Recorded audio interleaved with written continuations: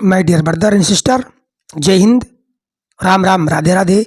एक बार पुनः आप सभी लोगों का आपके अपने YouTube channel new online Gurukul में बहुत बहुत स्वागत एवं अभिनंदन है। मैं पुनः हाजिर हूँ आपकी सेवा में एक विशेष टॉपिक के साथ। टॉपिक है विवरण चिन्ह। विवरण चिन्ह का एक ये है अंतिम वीडियो है। हमने इसके पहले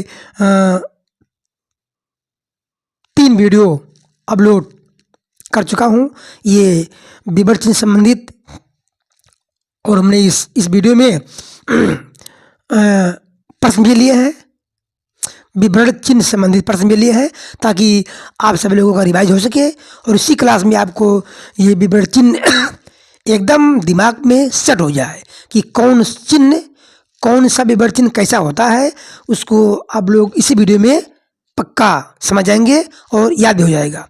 तो शुरू करते हैं आज की इम्पोर्टेंट क्लास। और यदि आप हमारे चैनल पर नए हैं तो चैनल को सब्सक्राइब जरूर कीजिए और बेल आइकन को जरूर प्रेस कीजिए, ताकि जब भी वीडियो अपलोड किया जाए तो आप पर नोटिफिकेशन पहले पहुंच जाए। तो 13 तक हम लोग यानी हम सब मिलकर के बात कर चुके थे, मतलब डिस्कस हो चुकी थी। आज का है 14। आज का पहला मतलब रेखांकन चिन्ह, ये किसे कहते हैं? ठीक, इसे कहते हैं अंडरलाइन। क्या है? अंडरलाइन। रेखांकन चिन्ह इंग्लिश में कहते हैं अंडरलाइन। अब भाई इसको पेपर में कैसे पहचानना है, पहले उसको आप लोग समझ लीजिए और उस चिन्ह को एकदम दिमाग में सेट कर लीजिए। तो रेखांकन चिन्ह का प्रयोग निम्न रूप में किया जाता है। कहाँ? जैसे हरियाणा और उत्तर प्रदेश को यमुना नदी पृथक करती है। हमने यहाँ कर दिया अंडरलाइन, यमुना नदी के नीचे, ये आपका हो गया अंडरलाइन। बस किसी लाइन में, किसी वाक्य में अगर ये दिख रहा है तो समझिए, मतलब शब्द के नीचे ये अंडरलाइन दिख रहा हो तो ये अंडरलाइन होता है। और समझिए अनसीन पैराग्राफ में यानी अपठित कंध्यास या पद्यांश में ये अंडरलाइन वाला क्वेश्चन पक्का आता है। सुपरटेट, सीटेट, यूपीटेट, मतलब हिंदी का ग्रामर है, जिस भी एग्जाम में आता है वहाँ ये पैराग्राफ से संबंधित क्वेश्चन पक्का आता है और ये लिखा रहता है अंडरलाइन वाला सवाल। तो हरियाणा और उत्तर प्रदेश को यमुना नदी पृथक करती है, ये हमने लगा दिया यमुना नदी के नीचे अंडरलाइन। तो ये हो गया आपका अंडरलाइन का निशान। अयोध्या नगरी सरयू नदी पर स्थित है, तो हमने ये लगा दिया अंडरलाइन सरयू नदी। ये मतलब संकेत दे रहा है कि इसके नीचे अंडरलाइन लगा हुआ है, और ऐसे ही अंडरलाइन लगता है क्वेश्चन में। अगला है पुनरुक्ति सूचक चिन्ह, रिपीट पॉइंटर सिंबल, इसका निशान होता है। 2 बार कमा लगा दीजिए, अल्पविराम 2 बार। ये अगर एक करते हैं तो एक अल्पविराम, दूसरा कर देंगे तो क्या बन जाएगा? ये रिपीट पॉइंटर सिंबल बन जाएगा, मतलब पुनरुक्ति सूचक चिन्ह बन जाएगा।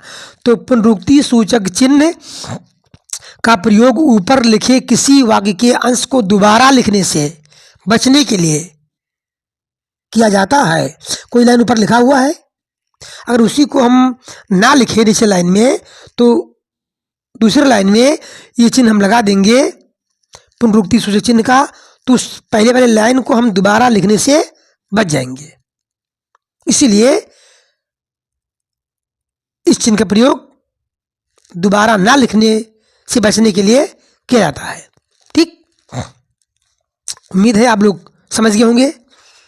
आगे देखिए, विस्मरण या त्रुटि पूर्वक चिन्ह,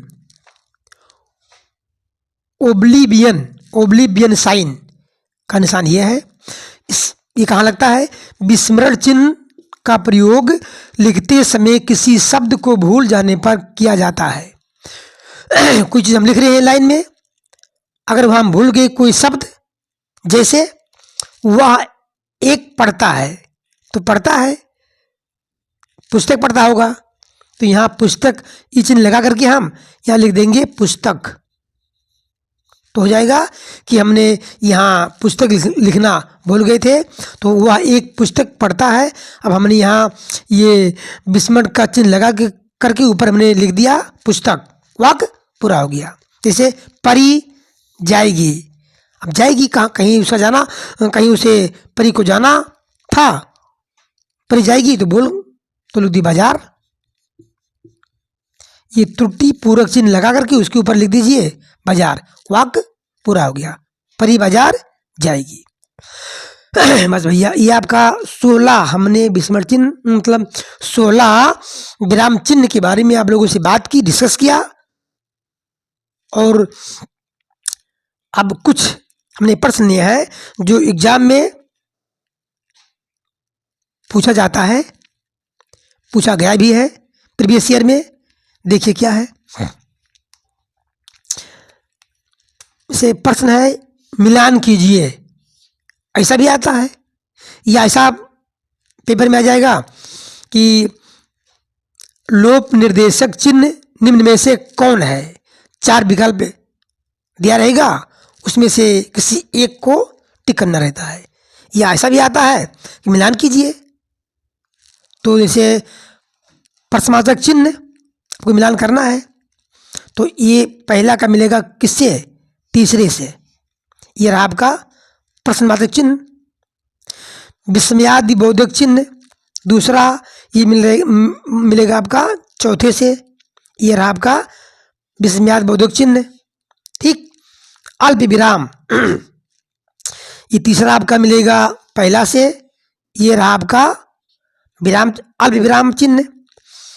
विवरण चिन्ह ये आपका चौथा, ये मिलेगा आपका किससे? तीसरे से, क्योंकि ये आपका है विवरण चिन्ह। ठीक।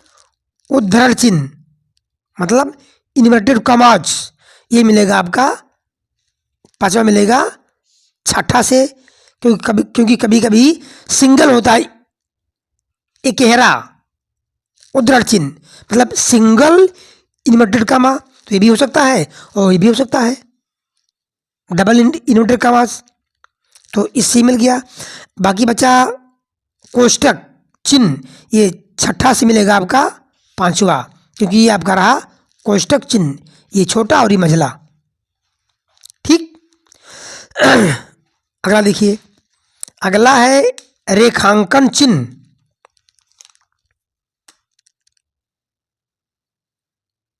रेखांकन चिन्ह मतलब अंडरलाइन, ये आपका रहा अंडरलाइन। ये नंबर 7 से क्या मिलेगा?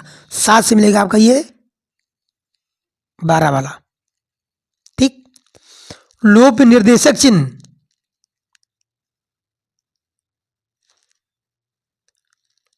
लोप के मतलब हम कुछ लिख रहे हैं और ये 2 सुबह जागेगा तो क्या कि हमने नहीं लिखा, तो इसका मतलब हो गया लोप निर्देशक चिन्ह। ये मिलेगा आपका 8 से 10, ये आपका रहा ये चिन्ह।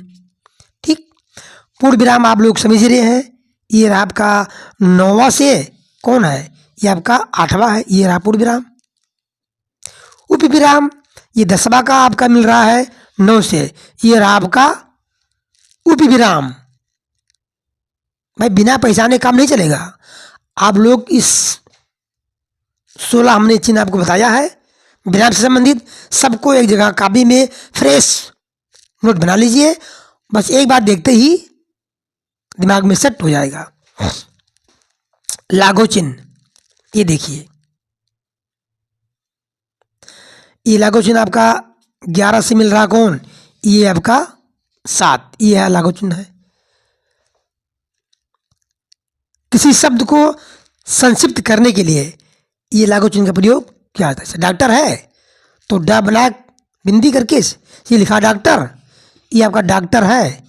अब इसको हम छोटा लिखेंगे तो इस तरह करने की ये बन गया, ये लागू चिन्ह हो गया, ये बन गया डॉक्टर।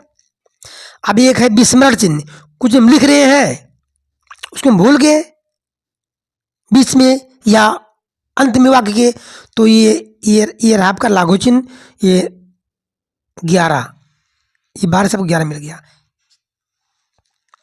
तुमने 16 विराम चिन्ह के बारे में पढ़ाया और लगभग 12 विराम चिन्ह के बारे में हमने डिस्कस कर लिया, प्रश्न भी मैंने कर लिया। अब मुझे उम्मीद है कि विराम से संबंधित आप लोगों को किसी प्रकार का कोई दिक्कत नहीं होगा। मुझे उम्मीद है कि आप लोग भाई मेहनत से पढ़ रहे हैं, नोट बना भी रहे हैं, याद भी कर रहे हैं। इसके लिए मुझे कुछ कहने की जरूरत नहीं है। मुझे उम्मीद है कि आप लोग समझ गए होंगे। इसके लिए आपको बहुत बहुत धन्यवाद।